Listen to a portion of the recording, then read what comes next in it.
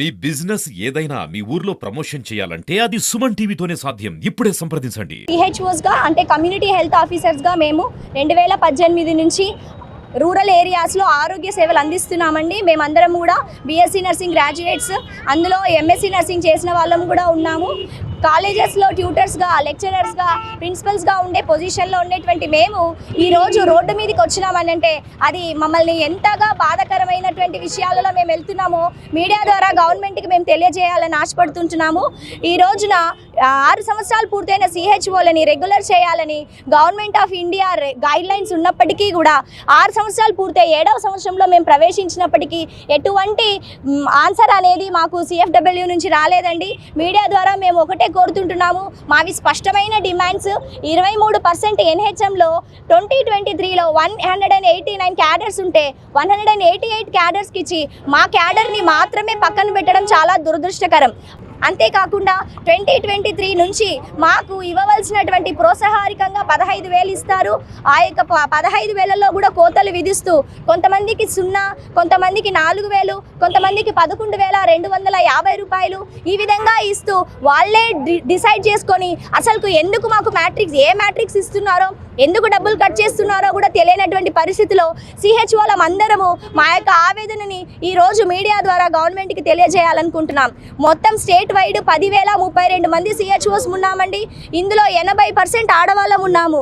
మేము గవర్నమెంట్ని కోరుతున్నాము, మీడియా ద్వారా గౌరవనీయులైన డిప్యూటీ CM పవన్ కళ్యాణ్ గారిని మేము కోరుతున్నాము, చంద్రబాబు నాయుడు గారు CM గారిని, హెల్త్ మినిస్టర్ సత్యబాబు గారిని మేము కోరుతున్నామండి. Principal secretary sir Veerapandya sir దయచేసి మాకు మీరు న్యాయం చేయాలని కోరుతున్నాం. మేము అన్యాయమైనటువంటి డిమాండ్స్ చేయడం లేదు. మేము అడిగిన ప్రతిసారి బడ్జెట్ లేదనడం చాలా చాలా బాధాకరం. ప్రతి సంవత్సరం NHM నుండి మనీ వస్తుందండి. మేము ఆ బడ్జెట్ చూస్తున్నాము. మా మనీ అంతా ఏమవుతుందో మాకు అర్థం కావడం లేదు. దయచేసి మాకు న్యాయం జరిగించండి. పోయిన సంవత్సరం నుండి EPF కూడా కట్ చేయడం లేదు. మమ్మల్ని మీరు కనీసం కార్మికుల్లా కూడా చూడకపోవడం మాకు చాలా బాధాకరం సార్.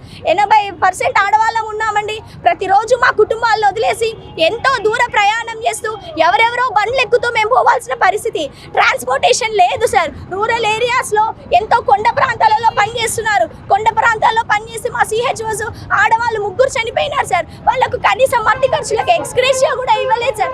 ఎటువంటి బాధాకరమైన పరిస్థితుల్లో మేము ఉన్నాం. ఒక ఎంప్లాయీస్గా ఎవరికి ఇటువంటి కోత అనేది ఉండదు. ఆంధ్రప్రదేశ్లో మాకు న్యాయం జరగాలి. ఇండియా మొత్తం ఇది మన గౌరవనీయులైన ప్రధానమంత్రి గారు మోదీ గారు స్టార్ట్ చేసిన ప్రోగ్రామ్ సార్ ఇది. సెంట్రల్ గవర్నమెంట్ వాళ్ళు ప్రతి ఒక్క చోట హైక్ ఉంది. మన పేపర్ నోటిఫికేషన్ ఇస్తారు మన గౌరవనీయుల ప్రిన్సిపల్ సెక్రటరీ గారు.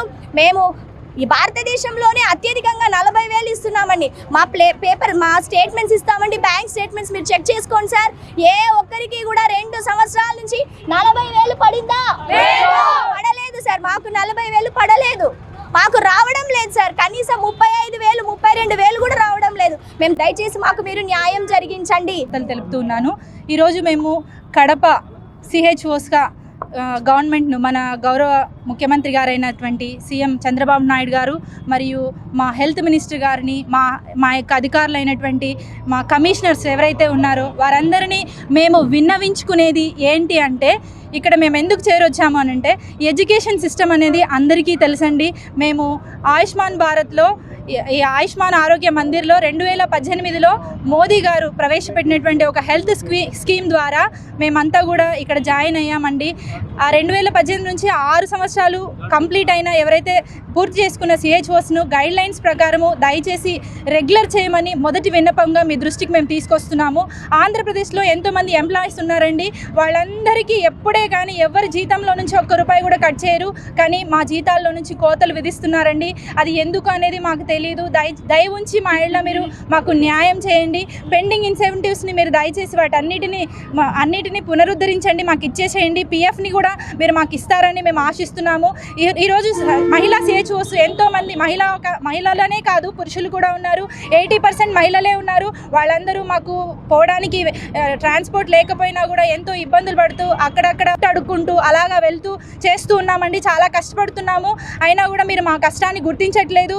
ఈ యొక్క డ్యూరేషన్లో ఎఫ్ఆర్ఎస్ ఉందని అది వేయాలని టెన్షన్లో ఎంతోమంది యాక్సిడెంట్ అయ్యి చనిపోయిన వాళ్ళు ఉన్నారు, లేదా కాళ్ళు చేతులు తల ఇలాగ విరగొట్టుకొని కొంతమంది మంచాలలో ఉన్నారు. మాకు ఎటువంటి హెల్త్ పాలసీ ఇలాంటివి ఏవి కూడా లేవండి. మాకు వస్తున్న 24,800 రూపాయల్లో మేము అద్దెలు కట్టుకోవాలా, లేకుంటే కరెంట్ బిల్లులు కట్టుకోవాలా, పిల్లలకి చదువులు చెప్పాలా, వాళ్ళకి ఆహారం పెట్టాలా, ఏది చేయలేని దయనీయ స్థితిలో ఉన్నాం. ఇక్కడ చాలామంది పోస్ట్ గ్రాడ్యుయేట్స్ ఉన్నారండి.